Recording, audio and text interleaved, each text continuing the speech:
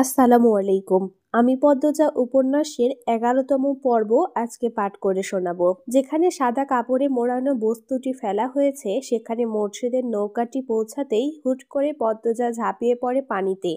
হেমলতা আকস্মিক ঘটনায় চমকে যান। আতঙ্কে নিয়ে ডাকেন, পদ্ম। পদ্মজার দেখা নেই। তিনি নৌকা থেকে ঝাঁপ দিতে যাবেন তখনই পদ্মজা ভেসে উঠে, হাতে সাদা কাপড়ে মোড়ানো বস্তুটি। পদ্মজা মুখ তুলেই হেমলতাকে বলল, আম্মা, আমি ঠিকই ভেবেছি এটা লাশ। পূর্ণা লাশ শুনতেই কাঁপতে থাকে, অথচ পদ্মজা স্থির ঠান্ডা। এই শেষ রাত্রিরে নদীর জলে ভেসে আছে দু হাতে মৃত মানুষ জড়িয়ে ধরে। লাশটি নৌকা তুলতেই পূর্ণা ভয়ে কুঁকড়ে গেল। মোর্শেদের পাশ ঘেঁষে বসে, তার মনে হচ্ছে চারিদিক থেকে প্রেতাত্মারা তাকিয়ে আছে, যে কোনো মুহূর্তে ঝাঁপিয়ে পড়বে, ঘাড় মটকে দেবে। ঘাড় মটকানোর কথা ভাবতেই পূর্ণার ঘাড় শিরশির করে উঠল। ভূত ভূত বলে চেঁচিয়ে ওঠে। হঠাৎ পূর্ণার চিৎকার শুনে মোর্শেদ ভয় পেয়ে যান। এমনিতেই গায়ে কাটা দিচ্ছে লাশ দেখে। তিনি পূর্ণাকে এক হাতে জড়িয়ে ধরে বললেন, কোন হানে ভূত, ডরাইস না। মাথার কাছে বাঁধা দড়িটা খুলে কাপড় সরাতেই একটা মৃত মেয়ের মুখ ভেসে ওঠে। হেমলতা, পদ্মজা দুজনেই ভেতরে ভেতরে চমকে যান, কিন্তু প্রকাশ করল না। হেমলতা এদিক ওদিক তাকিয়ে মানুষের উপস্থিতি দেখেন। এরপর কণ্ঠ খাদে নামিয়ে বলেন, চিনি না তো, তুই চিনিস? পদ্মজা মাথা নাড়িয়ে জানালো, সে চিনে না। পরপরই মোর্শেদকে ডাকলো পদ্মজা, আব্বা, দেখো তো তুমি চিনো নাকি। মোর্শেদ উঠে আসতে চাইলে পূর্ণা ধরে রাখে। মোর্শেদ পূর্ণাকে নিয়ে এগিয়ে আসেন। মৃত মেয়েটার মুখ দেখে বললেন, না, চিনি না। হেমলতায় চিন্তায় পড়ে যান। শরীরে পশম কাটা দিচ্ছে, চারিদিকে অন্ধকারে ঢাকা, হিমশীতল বাতাস, আর সামনে সাদা কাপড়ে মোড়ানো এক মেয়ের লাশ। তিনি ব্যথিত কণ্ঠে বললেন, কোন মায়ের বুক খালি হলো কে জানে। পদ্মজা বিড়বিড় করে, আমার একজনকে চেনা চেনা লাগছে আম্মা। হেমলতা ধৈর্যহারা হয়ে প্রশ্ন করলেন, কে? চিনেছিস? নাম কি জানিস? পদ্মজা ভাবছে, গভীর ভাবনায় ডুবে কিছু ভাবছে। হেমলতা প্রশ্নের জবাবে বলে, নাম জানি না আম্মা। দাঁড়াও, আমি বলি লোকটা কেমন। পদ্মজা চোখ বুজে কিছুক্ষণ আগের মুহূর্তে ফিরে যায়। চোখ বুজা অবস্থা রেখে বলে, আব্বা যখন বলল কে রে, তখন একটা লোক আমাদের দিকে তাকায়। লোকটার চোখগুলো ভীষণ লাল। লোকটা অনেক মোটা, খুব কালো। মাথার চুল ঝুঁটি বাঁধা ছিল। এমন একজনকে আমি স্কুল থেকে ফেরার পথে অনেকবার দেখেছি। কথা শেষ করেই পদ্মজা চোখ খুলে খুশিতে গদগদ হয়ে বলল, লোকটার দেখা পেলে আমি ঠিক চিনে ফেলবো আম্মা। চিনে কি হবে, প্রমাণ তো নেই। আর মেয়েটা মারা গেছে নাকি খুন সেটা তো জানি না। প্রমাণ নেই তা ঠিক, কিন্তু মেয়েটা খুন হয়েছে আম্মা। এই দেখো মেয়েটার গলায় কত দাগ, আর পেটের কাছে দেখো রক্তের দাগ। নদীর পানি পুরোটা রক্ত মুছে দিতে পারেনি। হেমলতা অবাক হয়ে পদ্মজার কথা মতো খেয়াল করে দেখলেন, সত্যিই তো। তিনি বিস্ময় নিয়ে বললেন, একটার পর একটা খুন, হানিফের পর প্রান্তর বাপ, এরপর এই মেয়ে। আমি বুঝে উঠতে পারছি না কে বা কারা এমন করছে। ওই লোকটার দেখা যদি আরেকবার পাই, আমি ঠিক এর রহস্য বের করবই আম্মা, বলল পদ্মজা। মৃত মেয়েটার মুখ কাপড় দিয়ে ঢেকে দিল পদ্মজা। এরপর দড়ি দিয়ে আগের মতো বেঁধে মোর্শেদকে বলল, আব্বা, কলাপাড়ার দিকে যাও। ওখানে কি? হেমলতা বললেন। পদ্মজা শান্ত কণ্ঠে বলল, কলা গাছের ভেলা বানিয়ে লাশ ভাসিয়ে দেব আম্মা। পানিতে ফেললে কেউ পাবে না, ভাসিয়ে দিলে কেউ না কেউ পাবে। মেয়েটার পরিবার খুঁজে পাবে। আমাদের বাড়িতে এখন লাশ নিয়ে যাওয়া ঠিক হবে না। অনেক মানুষ আছে, সবাই ভয় পাবে। বিয়ের আমেজটা চলে যাবে। 1 সপ্তাহ হয়নি ওই ঘটনার পার হওয়া। আম্মা, বুঝছো আমি কি বলতে চাইছি? হেমলতা কিছু মুহূর্তকাল পদ্মজার চোখে চোখ রেখে বসে রইলেন। পদ্মজার কথার উত্তর না দিয়ে মোর্শেদকে বললেন, কলাপাড়ার দিকে যাও।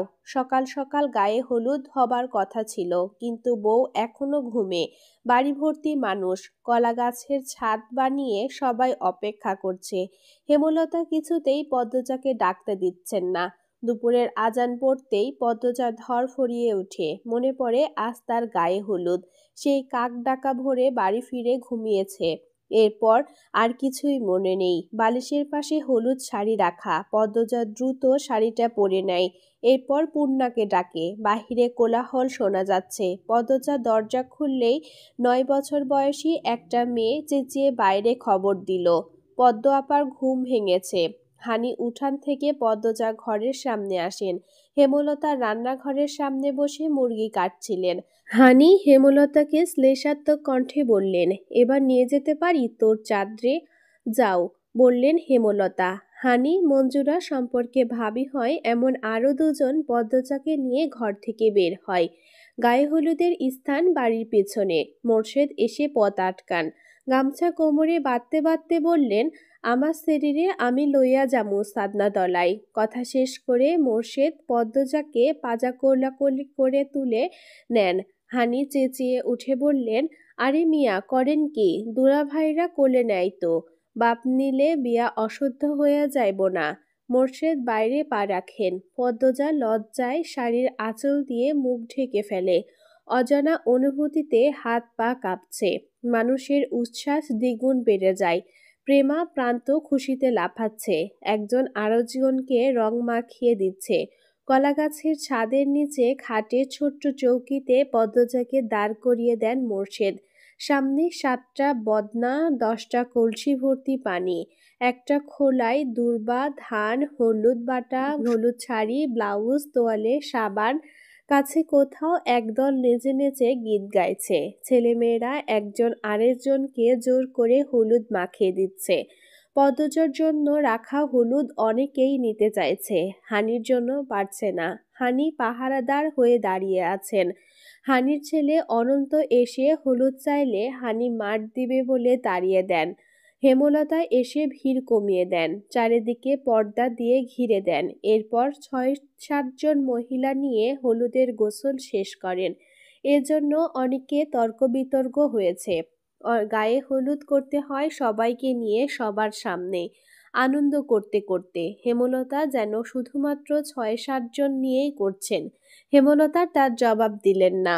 অবুঝদের সাথে তর্ক করে লাভ নেই। গোসল শেষ করে মসলিন কাপড়ে হলুদ শাড়ি পরানো হয় পদ্মজাকে। কানের কাছে মঞ্জুরা গুনগুন করে গান গাচ্ছে। পদ্মজা শুনতে ভালো লাগছে না। বিয়ে হলে নাকি 1 সপ্তাহ আগে থেকে কান্নাকাটি শুরু হয়। গায়ে হলুদের দিন আত্মীয়রা কাদায় গড়াগড়ি করে কাঁদে, অথচ পদ্মজা হেমলতা শান্ত।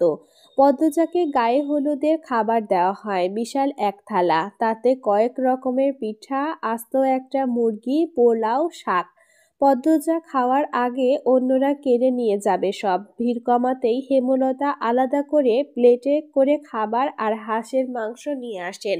নিজ হাতে খাইয়ে দেন। খাওয়ার মাঝে পদ্মজার মনে পড়ে মঞ্জুরা তখন বলেছিলেন, বিয়ের পর মেয়েরা পর হয়ে যায়, বাবা মা পর হয়ে যায়, স্বামী আর স্বামীর বাড়ি সব। মা বাপের সাথে দেখা করতেও তাদের অনুমতি লাগে। পদ্মজা হেমলতার দিকে তাকিয়ে ভাত চিবোয়। হেমলতা খেয়াল করেন পদ্মজা তার দিকে হাঁ করে তাকিয়ে আছে। চোখের পলকই ফেলছে না, চোখের জল চিকচিক করছে। তিনি পদ্মজাকে বললেন, খাওয়ার সময় কাঁদতে নেই। পদ্মজা ফোঁপাতে থাকলো। ফোঁপাতে ফোঁপাতে খাবার শেষ করে। চোখের জলে বুক ভিজে একাকার। হেমলতা ঘরের বাইরে এসে হাতের উল্টো পাশ দিয়ে চোখের জল মুছেন। কি যেন যন্ত্রণা হচ্ছে বুকে। কাঁদতে পারলে বোধহয় ভালো হতো, কিন্তু কাঁদার সময় কোথায়? সবার সামনে যে তিনি আর কাঁদতে পারেন না। ভিড় কমলে কাঁদবেন, অনেক কাঁদবেন। জীবনের শেষবারের মতো কাঁদবেন। এরপর আর কখনো কাঁদবেন না, কোনো দিনও না। পদ্মজার 2 হাতে গাছের মেহেদি লাগানো হচ্ছে। উঠানে বড় চৌকি রেখে চারিদিকে রঙিন পর্দা টাঙানো হয়েছে। কাগজের ফুল মাথার উপর ঝুলানো। চারিদিক ঘিরে মেয়েরা। সামনের খালি জায়গায় চলছে নাচ। তখন উপস্থিত হয় হাওলাদার পরিবার, লাবণ্য, রানী এবং তাদের আত্মীয়। সাথে নিয়ে এসেছে বইয়ের বেনারসি গহনা। হানি ছুটে এসে সবার আপ্যায়নের ব্যবস্থা করেন। শেষে বাড়িতে ঢুকে আমির। বিয়ের আগের দিন রাতে বরের আগমন সবাইকে খুব হাসালো। কেউ কেউ বলল, এত সুন্দর বউ দূরে রাখার আর তর সইছে না, তাই চলে এসেছে। আমির সেসব পাত্তা দিল না, সোজা হেমলতার কাছে গেল। গিয়ে বলল, আম্মা, পদ্মজার সাথে একটু কথা বলতে চাই। আমিরের অপ্রকট অনুরোধ। হেমলতা ভীষণ অবাক হয়ে তাকিয়ে থাকেন আমিরের দিকে। এমন ছেলে তিনি দুটো দেখেননি। আমির আবার বলল, বেশিক্ষণ না, একটু সময়। আমিরের কণ্ঠ পরিষ্কার, অথচ মাথা নিচু। পরিবারের ভালো শিক্ষাই পেয়েছে, তবে লাজ লজ্জা একদমই নেই। হেমলতা মৃদু হেসে বললেন, ঘরে গিয়ে বসো, পদ্ম আসছে। আমির হেমলতার পা ছুঁয়ে সালাম করে পদ্মজা ঘরের দিকে চলে গেল। হেমলতা পদ্মজাকে ডেকে নিয়ে আসেন, বললেন, আমির কথা বলতে চাই। ব্যাপারটা লোকচক্ষুর, কিন্তু তা তো করা যায় না। কোনো বিশেষ দরকার হয়তো। পদ্মজা ঘরের সামনে এসে থমকে দাঁড়ায়, পিছন ফিরে তাকায়। হেমলতা ইশারায় যেতে বলেন। পদ্মজা ঘরে ঢুকে ডাগর ডাগর চোখ মেলে আমিরের দিকে তাকায়। আমিরকে খুব ক্লান্ত দেখাচ্ছে, মনে হচ্ছে কিছু নিয়ে চিন্তিত। আমির পদ্মজাকে দেখেই হাসল, বলল, বসো। পদ্মজা বিছানার এক পাশে বসে, অন্য পাশে বসে আমির। প্রশ্ন করে, পদ্মজা, যা প্রশ্ন করি সত্যি বলবে। পদ্মজা দৃঢ় কণ্ঠে বলল, আমি মিথ্যা বলি না। আমির অসহায়ের মতো বলল, তুমি এই বিয়েতে মন থেকে রাজি তো পদ্ম? পদ্মজা চকিতে তাকালো, আবার চোখ সরিয়ে নিল, বলল, আম্মা যখন যা করেছেন তাই আমি মন থেকে মেনে নিতে পেরেছি। আমির আবার প্রশ্ন করল, লিখন সাথা তোমাকে পছন্দ করে, জানি, আর আপনিও জানেন সেটাও জানি। আমি তো আমাদের বিয়ে ঠিক হওয়ার পর জেনেছি। তুমি মনে কিছু নিও না, বলতে চাইছি, যদি তোমার আমাকে অপছন্দ হয় আর লিখন শাহকে পছন্দ করে থাকো, বলতে পারো, আমি বিয়ে ভেঙে দেব। পদ্মজা অপমানে থমথম হয়ে উঠল, গম্ভীর স্বরে বলল, অবিশ্বাস থাকলে বিয়ে না হওয়াই ভালো। আপনি বিয়ে ভেঙে দিতে পারেন। আমিরের চোখ কোটর থেকে বেরিয়ে আসতে চাইল। পদ্মজা এত কথা বলতে পারে ভাবতেও পারেনি। আমির ইতস্তত করে বলল, আমার কোনো অবিশ্বাস নেই। তোমার মনে কেউ না থাকলে বিয়ে আমার সাথেই হবে, আর কারো সাথে হতে দেব না। পদ্মজা কিছু বলল না। উঠে যেতে চাইলে আমির বলল, একবার হাত ধরা যাবে? আগামীকাল থেকে হাত ধরে দিনরাত বসে থাকিয়েন, বলল পদ্মজা, সাথে হাসলো। আমির তা খেয়াল করে বলল, সুবহানাল্লাহ। বিয়ের অনুষ্ঠান শুরু হয়েছে অনেকক্ষণ। পদ্মজা বধূ সেজে বসে আছে। দুপাশে বসে আছে পূর্ণা ও প্রেমা। কাজী বিয়ে পড়াচ্ছেন। অনেকক্ষণ ধরে পদ্মজাকে কবুল বলতে বলছেন, পদ্মজা কিছুতেই বলছে না। সে নিজ থেকে মনে মনে পদ্মজা হেমলতাকে খুঁজছে। বউ কবুল বলছে না শুনে অনেকে ভিড় জমিয়েছে। হেমলতা ভিড় ভেঙে ঘরে ঢুকেন। হেমলতাকে দেখে পদ্মজার ঠোঁটে হাসি ফুটে ওঠে। ছলো ছলো চোখ নিয়ে 3 বার কবুল বলে। হেমলতার 2 চোখে পানি, কিন্তু ঠোঁটে হাসি। পদ্মজাকে বধূ সাজবার পর মাত্র দেখলেন তিনি। লাল বেনারসিতে পদ্মজার রূপ যেন গলে পড়ছে। পাশের ঘরেই কে যেন কাঁদছে। হেমলতা দেখতে যান। আয়না দেখানো পর্ব শুরু হয়। আয়নার তাকাতেই আমির চোখ টিপল। পদ্মজার লজ্জায় চোখ সরিয়ে নিল।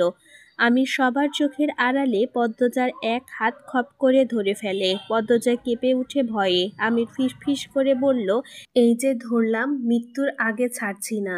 বিয়ে বাড়ির ভিড় কমে গেছে, বিদায়ের পালা চলছে। করুণ কান্নার স্বরে চারিদিকে হাহাকার করছে। মঞ্জুরা হানি কেঁদে কুল পাচ্ছে না। মোর্শেদ নদীর ঘাটে বসে গোপনে চোখের জল ফেলছেন। পূর্ণা পদ্মজার গলা জড়িয়ে সেই যে কান্না শুরু করেছে, থামছেই না। প্রেমা প্রান্ত কাঁদছে, কাঁদছে আরও মানুষ। একটা মেয়ের বিয়ের বিদায় পর্বটা কতটা কষ্টের তা শুধু সেই মেয়ে আর তার পরিবার জানে। পদ্মজা কাঁদছে। পূর্ণার মাথায় পিঠে হাত বুলিয়ে দিয়ে বারবার বলছে, বোন, বোন আমার, মন খারাপ করে থাকবি না কিন্তু, একদম কাঁদবি না, আমি আসবো, তুইও যাবি। আমার খুব কষ্ট হবে রে বোন, আর কাঁদিস না, এভাবে কাঁদলে অসুস্থ হয়ে যাবি। রিদওয়ান তাড়া দেয়, সন্ধ্যা হয়ে যাবে, তাড়াতাড়ি করুন। পদ্মজা আকুল হয়ে কেঁদে ডাকে, আম্মা কই, আমার আম্মা কই, আম্মা, ও আম্মা। হেমলতা লাহারি ঘরের পাশে দাঁড়িয়েছিলেন। পদ্মজার ডাকে হেঁটে আসেন। এক এক পা মাটিতে ফেলছেন আর বুকে ব্যথায় চুরমার হয়ে যাচ্ছে। তবু হাসার চেষ্টা করছেন, কিন্তু পারছেন না। যে মেয়ের জন্য তিনি নতুন করে জীবনের মানে খুঁজে পেয়েছিলেন, সেই মেয়ের আজ বিদায়।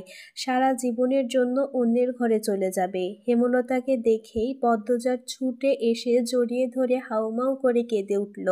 হেমলতা দ্রুত চোখের জল মুছে পদ্মজাকে আদুরে কণ্ঠে বললেন, এভাবে কাঁদতে নেই মা, বিয়ে তো হওয়ারই কথা ছিল। আম্মা, আমি তোমাকে ছাড়া থাকবো কেমন করে? সবাইকে থাকতে হয়, আস্তে আস্তে ঠিক হয়ে যাবে মা। হেমলতা পদ্মজার কপালে চুমু খান। পদ্মজার দুই চোখের জল মুছে দিয়ে বললেন, শ্বশুরবাড়ি সবার সাথে মিলেমিশে থাকবি, নিজের খেয়াল রাখবি। পদ্মজা হেমলতাকে জোরে চেপে ধরে বলল, আম্মা আমি যাব না, আম্মা আমি যাব না। হেমলতা পদ্মজার মুখের দিকে চাইতে পারছেন না। ভাঙা গলায় আমিরকে ডেকে বললেন, নিয়ে যাও আমার মেয়েকে, খেয়াল রেখো। ওর আব্বা ঘাটে বসে আছে, ডাকতে হবে না, একা থাকুক। তোমরা পদ্মকে নিয়ে যাও, সন্ধ্যা হয়ে যাচ্ছে। আর কিছু বলতে পারলেন না। চোখ বেয়ে টুপটুপ করে কয়েক ফোঁটা জল গড়িয়ে পড়ে মাটিতে, পদ্মজার বেনারসিতে। আমির পদ্মজাকে পাজা কোলা করে করে নিয়ে যায়। পদ্মজা আকুতি ভরা কণ্ঠে হেমলতাকে ডেকে অনুরোধ করে তাকে জড়িয়ে ধরে রাখতে। হেমলতা রাখেনি, মুখ ঘুরিয়ে নেন। পূর্ণা দু হাতে মুখ ঢেকে কাঁদছে। পদ্মজাকে পালকিতে বসিয়ে দেয় আমির। এরপর দু হাত পদ্মজার গালে রেখে বলল, একদিন পরই আসবো আমরা। পদ্মজা দু হাতে মুখ ঢেকে ফুঁপিয়ে ওঠে। সবকিছু শূন্য লাগছে, মস্তিষ্ক ফাঁকা হয়ে গেছে। পালকি ছুটে চলছে শ্বশুর বাড়ি। পূর্ণা হেমলতাকে জড়িয়ে ধরে বলে, আম্মা, কেন বিয়ে দিলা আপারে? তোমার কি কষ্ট হচ্ছে না? হেমলতা হাঁটু ভেঙে মাটিতে বসে পড়েন। পূর্ণাকে জড়িয়ে ধরে গগন কাঁপিয়ে চিৎকার করে কেঁদে ওঠেন। উপস্থিত সবার কান্না থেমে যায়। হেমলতা পূর্ণাকে জড়িয়ে ধরে বললেন, আমি যদি পারতাম আমার পদ্মকে বিয়ে দিতাম না পূর্ণা। ও যে আমার 7 রাজার ধনের চেয়েও বেশি কিছু। ধানি বরাবরই কাঁদুক স্বভাবের। হেমলতা কখনো কাঁদে না। সেই হেমলতাকে এভাবে কাঁদতে দেখে কান্না লুকিয়ে রাখতে পারল না। হেমলতার মাথা বুকের সাথে জড়িয়ে ধরে কেঁদে বলল, এটাই তো নিয়ম, কেঁদে আর কি হবে? হেমলতা মুহূর্তেই ছোট বাচ্চা হয়ে যায়। হানিকে ধরে হাউমাউ করে কেঁদে ওঠে। বলে, আপা, আপা, ওরা আমার মেয়ে নেয়নি, আমার কলিজা ছিঁড়ে নিয়ে গেছে। আপা, কেন বিয়ে হলো আমার পদ্মের? মঞ্জুরা হেমলতার মাথায় হাত রেখে সান্ত্বনা দেন। দেখিস, পদ্ম খুব ভালো থাকবে, ও খুব ভালো মেয়ে। হেমলতা হানিকে ছেড়ে মঞ্জুরাকে জড়িয়ে ধরেন। হাত পা ছুঁড়ে কাঁদতে কাঁদতে বলেন, আম্মা, আম্মা, তুমি কখনো আমাকে কিছু দেওনি। এইবার আমার এই মরণ কষ্টটা কমিয়ে দাও। আম্মা, আমার খুব কষ্ট হচ্ছে, বিশ্বাস করো আম্মা। আম্মা, আমার পদ্মকে ছাড়া আমি কি এমনে থাকবো?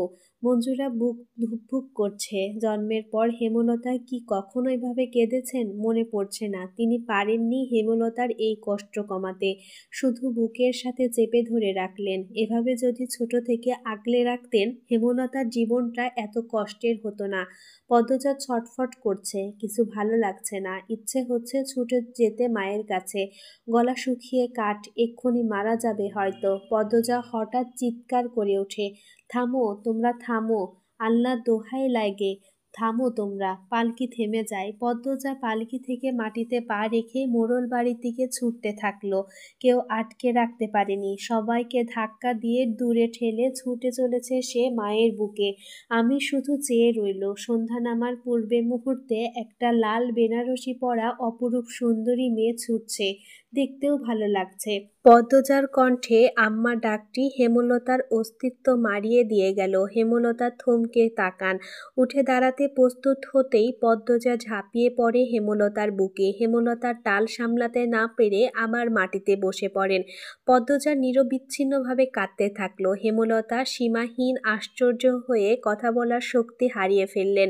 নির্বাক স্তব্ধ থেকে পদ্মজার কান্না অনুভব করেন। কান্নার দমকে পদ্মজার শরীর ঝাঁকিয়ে দিচ্ছে বারংবার। পূর্ণা পদ্মজাকে পেছন থেকে জড়িয়ে ধরে বলল, আর যাবা না আপা। পদ্মজা অনুরোধ স্বরে হেমলতাকে বলল, আম্মা আমি যাব না। হেমলতা দু চোখ বেয়ে টপ টপ করে জল পড়ছে। প্রতি ফোঁটা চোখের জল পদ্মজার বুকে সাইক্লোন, টর্নেডো, ঘূর্ণিঝড়, ভূমিকম্প সহ সব ধরনের দুর্যোগ বইয়ে দিচ্ছে। হেমলতা শক্ত করে জড়িয়ে ধরেন পদ্মজাকে। অশ্রুরুদ্ধ কণ্ঠে বললেন, কোথাও যেতে হবে না তোর। হেমলতার এহেন কথা শুনে হানি মঞ্জুরার মাথায় বাজ পড়ল। সে কি কথা? হেমলতা একবার যখন বলেছে তাহলে সত্যিই যেতে দিবে না?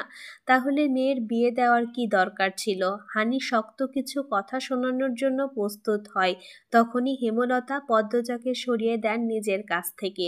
চোখ মুখ শক্ত করে কাট কাট কণ্ঠে বললেন, এটা ঠিক হয়নি পদ্ম। এভাবে চলে আসা মোটেও ভদ্রতা নয়। আবেগকে এত প্রশ্রয় দিতে নেই। বিয়ে দিয়েছি, এবার শ্বশুরবাড়ি যেতেই হবে। এই তো আমির এসেছে। হেমলতা হাত ছেড়ে মাটি থেকে উঠে দাঁড়ান। পদ্মজা হা করে তাকিয়ে আছে হেমলতার দিকে। চোখের পলকে কিরকম রূপ পাল্টে ফেলল। এই তো মাত্রই কাঁদছিল। পদ্মজা নিজের চুল আঙুলে পেঁচাতে পেঁচাতে হাসছে। তুষার রয়ে সয়ে প্রশ্ন করল, হাসছেন কেন? পদ্মজা নাটকীয়ভাবে ব্যথিত স্বরে বলল, আপনি কাঁদছেন তাই। তুষার দ্রুত চোখের জল মুছল। মৃদু হেসে বলল, কাঁদছি নাকি? পদ্মজার হঠাৎ গুনগুনিয়ে কাঁদতে শুরু করল। তুষার জানতে চাইল, আপনি কাঁদছেন কেন? মুহূর্তেই পদ্মজা দাঁত কেলিয়ে হেসে উঠে। চোখের জল ঠোঁটে হাসি নিয়ে বলে, মন চাইল। আম্মা বলতেন, যখন যা ইচ্ছে হয় করে ফেলতে, তাতে কারো ক্ষতি বা নিজের ক্ষতি না হলেই হলো। আপনার মায়ের খবরটা গতকাল শুনলাম। জানেন, সারা রাত ঘুমাতে পারিনি। আপনার মনটা খুব নরম স্যার, কিন্তু কঠিন ভাব নিয়ে থাকেন আমার আম্মার মতো। তারপর কি হলো? পদ্মজা চেয়ার ছেড়ে ফ্লোরে বসে বলল, আর তো বলবো না। তুষার শ্বাসরুদ্ধকর কণ্ঠে বলল, কেন? পদ্মজা ঘাড়ে এক হাত রেখে ক্লান্ত ভঙ্গিতে বলল, এমনি। হেয়ালি করবেন না পদ্মজা। আপনি ছাড়া এ রহস্যের কিনারা অসম্ভব। আপনার পুরো গ্রাম আপনার বিপক্ষে। খুনের কারণও কেউ বলতে পারছে না। আমরা তদন্ত করেও কুল পাচ্ছি না। পদ্মজা চোখ গরম করে তাকায়। কটমট করে বলল, বলবো না মানে বলবো না। তুষার দ্বিগুণ গলা উঁচিয়ে বলল, তাহলে এতটুকু কেন বললেন? আমার ইচ্ছে হয়েছে তাই। আপনার ইচ্ছেই সব হবে না। যা খুশি করে নিতে পারেন। পরিস্থিতি বিগড়ে যাচ্ছে। পরিস্থিতি সামলাতে তুষার দুই হাতে মুখ ঢেকে রাগ নিয়ন্ত্রণ করে। এরপর ধীরে সুস্থে বলেন, দেখুন, আপনি যদি সব খুলে না বলেন, আমি আপনাকে আইনের হাত থেকে বাঁচাতে পারবো না। নির্দোষ প্রমাণ করতে পারবো না। আর আমার মন বলছে দোষ করতে পারেন না। সব সময় মন সঠিক কথা বলে না, বলল পদ্মজা করুণ স্বরে। তাহলে বলছেন আপনি নির্দোষ না? পদ্মজা চোখ সরিয়ে নিল, হাসল। কি যন্ত্রণা! কত কষ্টেই সেই হাসিতে। চোখ ভর্তি জল নিয়ে আবার তাকালো তুষারের দিকে। বলল, আমি খুন করেছি। একই রাতে, একই প্রহরে, একই জায়গায়, একসাথে 5 জনকে। আপনার আইন যা শাস্তি দেয় আমি মাথা পেতে নেব। তুষার অধৈর্য হয়ে বলল, আপনার ফাঁসির রায় হবে পদ্মজা। আপনি বুঝতে পারছেন না। আমার আপনাকে বাঁচাতে ইচ্ছে হচ্ছে। ওপারে যাওয়া আমার জরুরি। আমি সব রায় মেনে নেব। আমি মানতে পারবো না। তুষারের অকপট কথাটা মুখ থেকে বের হওয়ার পর তুষার বুঝল সে অচেনা এবং ভয়ঙ্কর অনুভূতি নিয়ে খেলছে। পদ্মজার দিকে চেয়ে অপ্রস্তুত হয়ে পড়ে। পদ্মজা তুষারকে পরখ করে নিয়ে হাসে। শান্ত ভঙ্গিতে বলল, এত ব্যাকুল কেন হচ্ছেন? বেশ অনেকক্ষণ তুষার গাঢ় হয়ে বসে রইল। ওপর থেকে অর্ডার এসেছে, আসামি পদ্মজা কেন এতগুলো খুন করেছে তার রহস্য উদ্ঘাটন করতে না পারলে চাকরি চলে যাওয়ার সম্ভাবনা রয়েছে। চাকরি চলে যাক, সমস্যা নেই। নিজের শান্তির জন্য, আত্মতৃপ্তির জন্য হলেও পদ্মজার পেছনের 6টি বছরের গল্প জানতেই হবে। এই কেস হাতে পাওয়ার পর থেকে তার ঘুম হচ্ছে না রাতে। সারাক্ষণ মস্তিষ্কে কিলবিল করে। এত জটিল কেস কখনো ফেস করতে হয়নি। অন্দলপুর পুরোটা ঘেটেও কিছু জানা যায়নি। যারা খুন হয়েছে তারা আর পদ্মজা ছাড়া হয়তো কেউ জানেও না। তুষার আবার বলল, আপনার বিরুদ্ধে সব প্রমাণ। আপনার বিরুদ্ধে সবাই সাক্ষী দিচ্ছে। আপনি কি? কথার মাঝপথে তুষারকে থামিয়ে দিয়ে পদ্মজা বলল, খুনগুলো তো সত্যিই আমি করেছি, তাহলে প্রমাণ আমার বিরুদ্ধেই তো থাকবে। তুষারের মন বিরক্তে তেতো হয়ে পড়ে। পদ্মজার সামনে কয়েকবার পায়চারি করে বেরিয়ে যায়। সিগারেট ফুঁকে মাথা ঠান্ডা করে ফাতিমা চা নিয়ে আসে। তুষার বলল, মেয়েটাকে তোমার অপরাধী মনে হয়? আমি কিছু ভাবতে পারছি না স্যার। মেয়েটাকে দেখলে আমার হাত পা অবশ হয়ে পড়ে। এত মেরেছি শুরুতে, কিছুতেই টু শব্দও করেনি। এরপর থেকে আমি রাতে ভয়ঙ্কর স্বপ্ন দেখি। পৃথিবীটা রহস্যে ঘেরা ফাতিমা। একজন নারী 5 জনকে কিভাবে খুন করতে পারে, আবার একসাথে? সেই সাহস কি করে পেল? সেটা আমিও ভাবছি স্যার। কিভাবে খুন করেছে সেটা ধারণা করতে পারছি না, কিন্তু এত সাহস, ধৈর্য কিভাবে কোনো নারীর থাকতে পারে? নারী চাইলে সব পারে, কথাটা শুনে এসেছি, এবার স্বচক্ষে দেখেছি। জি স্যার। কত আসামি পায়ে পড়ে জীবন ভিক্ষা চেয়েছে, কিছুতেই মন গলেনি, মন কাঁদেনি। এই মেয়েটা জীবন চায় না, তবুও আমার ইচ্ছে হচ্ছে জীবন দিতে, নির্দোষ প্রমাণ করতে, বাঁচাতে। ফাতিমা চকিতে তাকালো তুষারের দিকে। তুষার সবসময় হুম হ্যাঁ এর বাইরে কিছুই বলে না। খুব কঠিন কাঠখোট্টা একটা মানুষ, অনুভূতি বলতেই নেই তার মুখে। এত কথাবার্তা শুনে অবাক হচ্ছে ফাতিমা। পরিস্থিতি হাতের বাইরে স্যার। পদ্মজার ফাঁসি দেওয়ার জন্য দেশ উতলা হয়ে আছে। কেন এমন হচ্ছে ফাতিমা? আজ যদি হেমলতা উপস্থিত থাকতেন গল্পটা অন্যরকম হতো স্যার। তুষার আবার ফিরে আসে, পদ্মজার সামনে চেয়ারে বসে, ধীর কণ্ঠে বলে, আজই শেষ দিন, এরপর আর আমাদের সাক্ষাৎ হবে না। পদ্মজা চকিতে তাকালো, দ্রুত তুষারের পায়ের কাছে এসে বসল, বলল, আপনার আম্মা আপনাকে বিয়ে করতে চাপ দেয় তাই না? আপনি কি করে জানলেন? সেদিন দেখলাম ফোনে কাউকে আম্মা ডেকে রেগে বলছিলেন বিয়ে করব না। আমি তো অনেক দূরে দাঁড়িয়ে কথা বলছিলাম। আপনার শ্রবণ শক্তি তো প্রখর, তুষার বলল। এরপর থামল, লম্বা করে নিঃশ্বাস নিয়ে আবার বলল, আপনার মা বিশ্বাসঘাতকতা কি কথা লুকিয়ে করেছেন? আপনি জানলেন কি করে? কিছু তথ্য পেয়েছি গতকাল, এটুকুর জন্য বিশ্বাসঘাতক অপবাদ দিতে পারেন না। উনি আমার ভালোর জন্যই।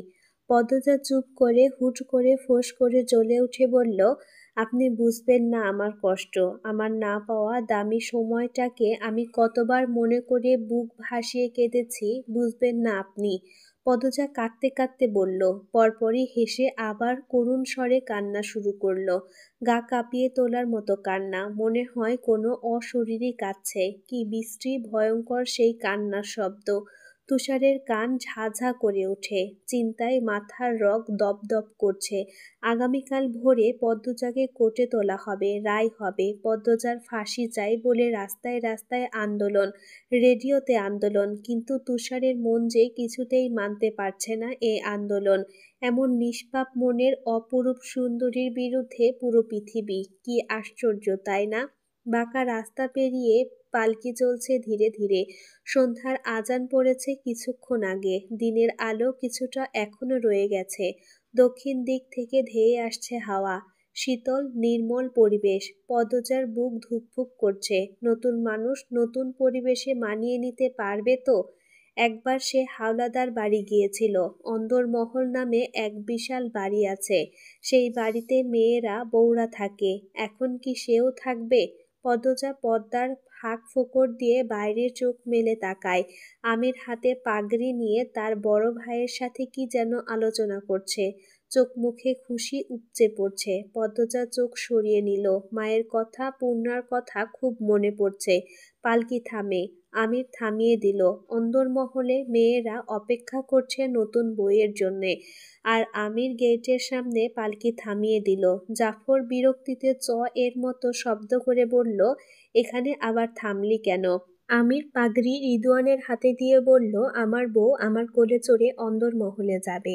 পদ্মজা কথাটা শুনেই কাচুমাচু হয়ে গেল। আমির পালকির পর্দা সরিয়ে হাত বাড়িয়ে পদ্মজাকে নামতে ইশারা করে। পদ্মজার নাক অবধি টাঙানো ঘোমটা। আমির সরাতে গিয়েও সরালো না। মুখে বলল, কি হলো, নেমে এসো। পদ্মজা লজ্জায় জ্ঞানশূন্য হয়ে পড়েছে। সে গাঁট হয়ে বসে থাকে। আমির হেসে এক হাতে নিজের কপাল চাপড়ালো, এরপর নিজেই টেনে নামালো পদ্মজাকে। পদ্মজাকে। তখনও পদ্মজার নাক অব্দি টাঙানো ঘোমটা। আমির চট করে পদ্মজাকে পাজা কোলা করে নেয়। পদ্মজা কুঁকড়ে যায়। ভয়ে দু হাতে আমিরের গলা জড়িয়ে ধরে।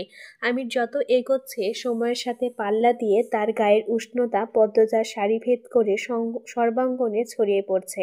অচেনা অজানা অনুভূতি চারিদিকে যেন জেঁকে বসেছে। মরণ প্রেমের সূত্রপাত হয়তো এখান থেকেই শুরু হয়। অন্দরমহলের সদর দরজা গ্রামের মেয়েদের ভিড়, তারা সবাই নতুন বউ দেখতে এসেছে। আমিরের কোলে পদ্মজাকে দেখে মিটিমিটি হাসছে, ফিসফিসিয়ে একজন আরেকজনকে কিছু বলছে। ফুরিনা ধমক দিয়ে কোলাহল থামিয়ে দেন। আমির দরজার সামনে উপস্থিত হতেই আনিসা বলল, এইবার বউকে নামান ছোট ভাই। বড় আম্মার পা ছুঁয়ে সালাম করে, এরপর ঘরে ঢুকেন। আনিসা আমিরের চাচাতো ভাইয়ের বউ, জাফরের স্ত্রী। দেশের বাইরে থাকে। ঢাকার প্রফেসরের মেয়ে আনিসা। বিয়ের পরই স্বামী নিয়ে দূর দূরান্তে পাড়ি জমায়। 2 সপ্তাহে আগে ছুটি কাটাতে শ্বশুর বাড়ি আসে। আনিসার কথা মতোই আমির পদ্মজাকে কোল থেকে নামিয়ে দিল।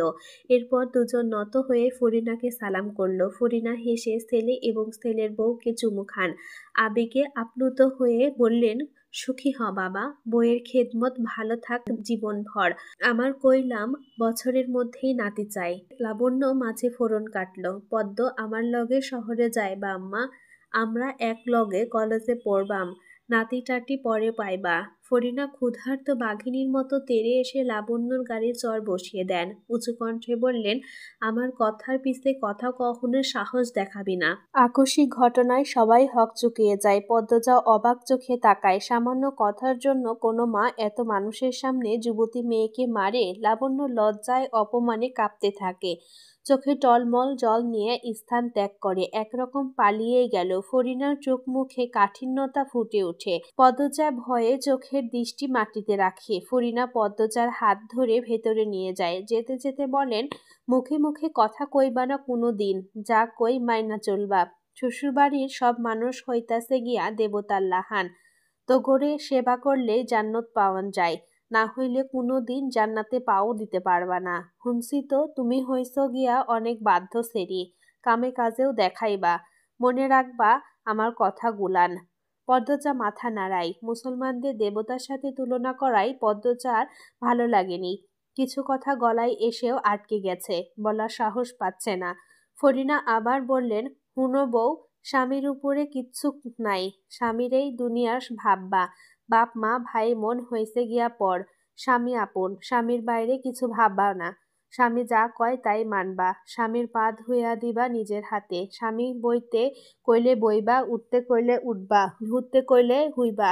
স্বামী যখন কাছে ডাকবো না করবা না, আল্লাহ বেজার হইব, ফেরেশতারা অভিশাপ দিব।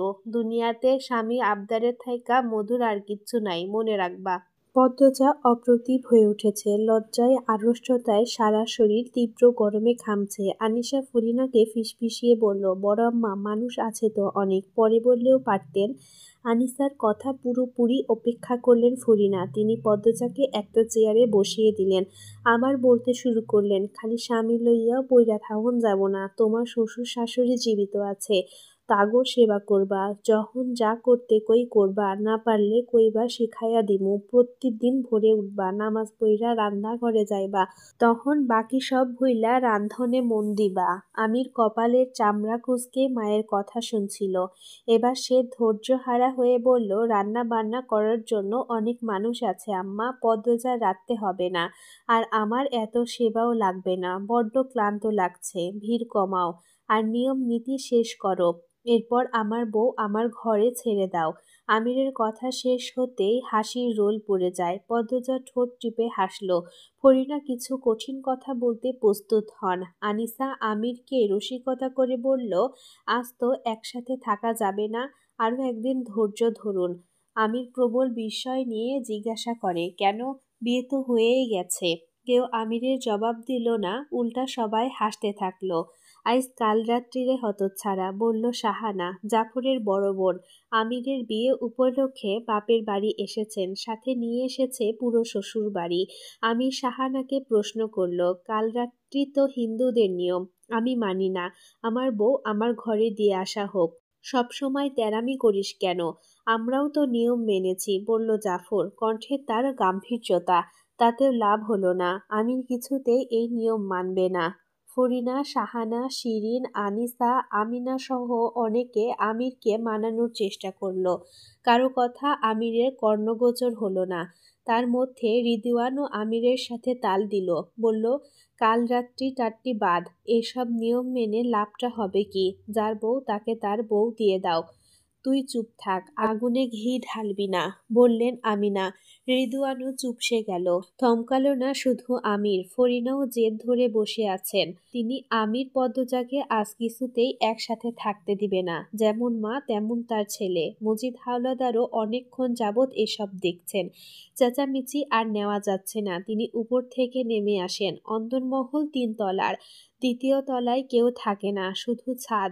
ঘর বানানো হয়নি, অসমাপ্ত ইটের পুরনো বাড়ি। চিন্তা ভাবনা চলছে 3য় তলাটা থাকার জন্য উপযুক্ত করার। মজিদকে দেখে সবাই থেমে গেল। তিনি পদ্মজার পাশের চেয়ারে নিয়ে বসলেন। পদ্মজা একটু নড়ে চড়ে বসে। মজিদ পদ্মজাকে জিজ্ঞাসা করলেন, তুমি কি চাও মা? আজ হাসুরির কাছে থাকবে নাকি আমার পাগল ছেলের সাথে? ভেবে বলো, তুমি যা বলবে তাই হবে। পদ্মজা উসখুস করতে করতে বলল, জি, আমি আম্মার সাথে থাকবো। ফরিনার ঠোঁটে বিশ্বজয়ের হাসি ফুটে ওঠে। তিনি আমিরের দিকে তাকিয়ে ব্যঙ্গ করে হাসেন। পরপরই পদ্মজার উপর ঝাঁপিয়ে পড়েন। চুমুতে পদ্মজা গাল ভরিয়ে দেন। একবার আর চোখে আমিরকে দেখল পদ্মজা। আমির তাকিয়েই ছিল। পদ্মজা তাকাতেই আমির চোখ রাঙানি দিল। সঙ্গে সঙ্গে পদ্মজা দৃষ্টি ফিরিয়ে নিল। বিয়ের বাকি সব নিয়ম শুরু হয়। ওপর থেকে নেমে আসেন নূরজাহান। তিনি এই বাড়ির প্রধান কর্ত্রী, মজিদ হাওলাদারের জন্মদাত্রী। কই রে, কই রে, আমার নাতবউটা কই? বলতে বলতে ছুটে আসেন তিনি। উপস্থিত সবাই দৃষ্টি ঘুরিয়ে নূরজাহানের দিকে তাকালো। নূরজাহান পদ্মজার সামনে এসে বসেন। পদ্মজার মুখখানা 2 হাতে ধরে দেখেন। এরপর মুগ্ধ হয়ে বলেন, বাবু দেহি সাদলোয়ে আইছে। এই সেরি তোর জন্যে আমার জামাই তো অহন আমার দিকে চাইবই না। নূরজাহান কেন এ কথা বললেন পদ্মজা ঠাউর করতে পারল না। আমির যখন হেসে বলল, আরে বুড়ি, তুমি তো আমার প্রথম বউ, ভুলি কিভাবে? তখন পদ্মজা নূরজাহানের কথার মানে বুঝল। বুঝতে পেরে ঠোঁট চিপে হাসল। নূরজাহান আমিরের থুতনিতে চিমটির মতো ধরে বললেন, আমার চাঁদের টুকরা, বউরে আদর কইরো ভাই, বকাঝকা কইরো না। সেরিটার জন্মঘর সাইরা আইছে। তুমি এখন সব, তুমি যেমন রাখবা তেমনই থাকবে। স্বামী হাত সাইরা দিলে শ্বশুরবাড়ির আর কেউই বউদের আপন হয় না, বুঝছো ভাই? আমি নূরজাহানের পা ছুঁয়ে সালাম করে বলল, বুঝছি জান। নূরজাহান মন খারাপের নাটক করে বললেন, এইটা ঠিক না ভাই। কোনটা? অহন থেকে জান ডাকবা বউরে। আমি হইলাম দুধ ভাত। আমির একটু জোরেই হাসল, সাথে আরো অনেকে হাসল। পদ্মজা নত হয় নূরজাহানের পা ছুঁয়ে সালাম করার জন্য। নূরজাহান দ্রুত আটকালেন পদ্মজাকে, জড়িয়ে ধরে পিঠে হাত বুলিয়ে আদর করে বললেন, রূপে যেমন গুণেও তেমন থাইকো বোন। রাত বাড়তাছে, সব নিয়ম তো শেষ। যাও, যে যার ঘরে যাও। এই তোরা বাড়িতে যাইতে পারবি? রাইতের বেলা আইসিস কেন? বউ তো কাইলেও দেখন যাইতো। জাফর, সেরিগুলারে দিয়া আইতে পারবি? মদন কই, মগা কই? কামের বেলা 2 পাউন যায় না। কথাগুলো এক নাগাড়ে বললেন ফরিনা বেগম। তিনি নূরজাহানের উপস্থিতি যেন উপেক্ষা করতে চাইছেন। মদন ছুটে আসে বাইরে থেকে, মাথা নত করে বললেন ফরিনাকে, আইসি খালাম্মা। থাকুস কই, যা এদের দিয়ে আয়। আমার বাড়িতে যখন আইসে এরা, এখন আমার দায়িত্বে। সুন্দর কইরা বাড়িতে দিয়াইবি। আচ্ছা খালাম্মা। আপারা চলেন। মেয়েগুলো সারাক্ষণ হাসছিল। যাওয়ার সময়ও হাসতে হাসতে গেল। মেয়েগুলোর উদ্দেশ্যে রানী ঠোঁট বাঁকায়, তা খেয়াল করল রিদওয়ান। সে রানীর মাথায় গাঁটটা মেরে বলল, সারাক্ষণ মুখ মুড়াস কেন? একদিন দেখবি আর মুখ সোজা হচ্ছে না, বিয়েও হবে না। না হলে নাই। সেরিগুলারে দেখছো বড় ভাই কেমনে হে হে কইরা হাসতাছিল? তাতে তোর কি? নূরজাহান পদ্মজাকে বললেন, হ, মেলা রাইত হইছে। আয়ো বনু, আমার ঘরে আয়ো। আইজ আমার লগে থাকবা। আপনার লগে কেন? পদ্মজায় আমার লগে আমার ঘরে থাকবো। এডাই তো কথা হইছে। পদ্মজায় এডাই চাই। দেখো বউ, তর্ক কইরো না। নাতবউ আমার পছন্দ হইছে। আমি আমার লগে রাহুম। এই পদ্মজা, তুমি কার লগে থাকবা? ফরিনা কিঞ্চিৎ রাগান্বিত স্বরে প্রশ্ন করেন। পদ্মজার অবস্থা দরজার চাপায় পড়ার মতো। এ কোন জগতে এসে পড়েছে সে? পদ্মজা গোপনে ঢোক গিলল। নূরজাহান আমিরকে আদেশ করলেন, খাড়ায় রইছস কেন? বউরে কোলে লইয়া আমার ঘরে দিয়াই যা। আমির পদ্মজাকে কোলে তুলে গেল। ফরিনা বললেন, বাবু, আমি তোর মা, তোরে জন্ম দিছি আমি। আমার কথায় শেষ কথা মানবি। আমার স্যারার বউ আমার ঘরে থাকবো। আমার কথা অমান্য করলে জান্নাত পাইবি না। নূরজাহান পদ্মজাকে উদ্দেশ্য করে বললেন, দেখছনি বনু, এমন কইলজা বড় বউ কেউ ঘরে রাহে? আমি মানুষ ভালা বইলা এই বউরে বাইর কইরা দেই নাই। সহ্য কইরা কইরা এখন মরার পথে আছি। তোমাদের কারোর সাথে থাকতে হবে না। আমার বউ আমার ঘরেই চলুক, বলল আমির। কণ্ঠে তার খুশির মেলা। সুযোগ বুঝে নিজের জিনিস নিজে বুঝে নিতে চাইছে। ফরিনা তীক্ষ্ণ দৃষ্টি দিয়ে আমিরের দিকে তাকান। নূরজাহানকে বললেন, আপনার ঘরেই লইয়া যান। ফরিনার কথা শুনে আমিরের মুখটা ফাটা বেলুনের মতো চুপসে গেল। নূরজাহান হাসলেন। এ হাসি বিজয়ের হাসি। ভাই, বউরে কোলে লও, লইয়া যাও আমার ঘরে। নূরজাহান বললেন, আমি হেঁটে যেতে পারবো, একটু হাঁটা দরকার। মিনমিনিয়ে বলল পদ্মজা। আচ্ছা, তাইলে হাঁটো। ধরো, আমার হাত ধরো। নূরজাহান হাত বাড়িয়ে দেন। পদ্মজা নূরজাহানের হাত শক্ত করে ধরে মৃদু করে হাসল। নূরজাহান এবং পদ্মজার সাথে আমির আসে। সে দাদির ঘর অবধি যাবে। পদ্মজাকে তার মোটেও ছাড়তে ইচ্ছে করছে না। নূরজাহানের ঘরে যাওয়ার পথে পদ্মজা কান্নার সুর শুনতে পায়। কে যেন কাঁদছে। কি করুণ সেই কান্নার স্বর। এদিক ওদিক দৃষ্টি মেলে তাকালো পদ্মজা। আরেকটু এগোতেই খুব কাছে জোরে একটা আওয়াজ হয়। পদ্মজা কেঁপে উঠে। দ্রুত সেদিকে তাকায়। তার চেয়ে 2 হাত দূরে একটা দরজা। ভেতর থেকে কেউ দরজায় ধাক্কাচ্ছে আর কাঁদছে। পদ্মজাকে ভয় পেতে দেখে আমির বলল, ভয় পাচ্ছ? কে ওখানে? এভাবে কাঁদছে কেন? দরজা খুলে দিন না। পদ্মজা ভয় এবং ব্যথিত কণ্ঠে বলল। তার কথায় আমির বা নূরজাহান কারোর কোনো ভাবান্তর হলো না। পদ্মজাকে নিয়ে পাশ কেটে চলে গেল। নূরজাহান শক্ত করে পদ্মজার হাত ধরেন। ক্ষীণ স্বরে বললেন, ঘরে আহো, পরে কইতাছি। কান্নার শব্দ ধীরে ধীরে কমে যাচ্ছে। নূরজাহান পদ্মজাকে নিয়ে নিজের ঘরে ঢুকেন। আমির চেয়ার টেনে বসার জন্য প্রস্তুত হতেই নূরজাহান হৈ হৈ করে উঠলেন, তুই বইতাছোস কেন? আমির হকচকিয়ে গিয়ে বলল, মানে বউয়ের ধারে আর বহন যাইব না। আজ কাল রাত্রি। মুসলমানদের কাল রাত্রি পালন করতে নেই, গুনাহগার হবেন, বলল পদ্মজা। তার মাথা নত। প্রথম দিন এসেই কথা বলা ঠিক হলো নাকি ভাবছে। মুখের উপর কথা শুনেই নূরজাহান কড়া চোখে তাকান। পদ্মজা দেখার পূর্বে সেকেন্ড কয়েকের মধ্যে চোখের দৃষ্টি শীতল রূপে নিয়ে আসেন। তিনি পদ্মজাকে প্রশ্ন করেন, গেরামের রেওয়াজ ফালাইয়া দেওয়ান যাইব না। নূরজাহানের কণ্ঠ স্বাভাবিক। পদ্মজা নির্ভয়ে চোখ তুলে তাকালো। বলল, যা পাপ তা করতে নেই দাদু। জেনে শুনে ভুল রেওয়াজ সারা জীবন টেনে নেওয়া উচিত না। আমার কথা শুনে রাগ করবেন না। তুমি কি আইস জামাইয়ের লগে থাকতে চাইতাছো? নূরজাহানের কণ্ঠ গম্ভীর। এমন প্রশ্নে পদ্মজা ভয় পেয়ে যায় এবং লজ্জায় আরক্ত হয়ে ওঠে। আমতা আমতা করে বলল, নো নো না, তেমন কিছু না। পদ্মজা আর চোখে আমিরকে দেখে আবার চোখের দৃষ্টি নত করে ফেলল। আমির নূরজাহানকে জড়িয়ে ধরে বলল, আমি যাচ্ছি বুড়ি। এরপর পদ্মজার দিকে তাকিয়ে হাত নেড়ে কোমল কণ্ঠে বিদায় জানালো। আল্লাহ হাফেজ পদ্মবতী। পদ্মজা নতজানু অবস্থায় মাথা নাড়ালো। আমির ঘর থেকে বেরিয়ে যায়। পদ্মজা ধীরে ধীরে মাথা উঁচু করে নূরজাহানকে দেখে। ঢোক গিলে বলে, রাগ করেছেন দাদু? নূরজাহান হাসলেন। পদ্মজা এক হাত ধরে বিছানার কাছে নিয়ে যান।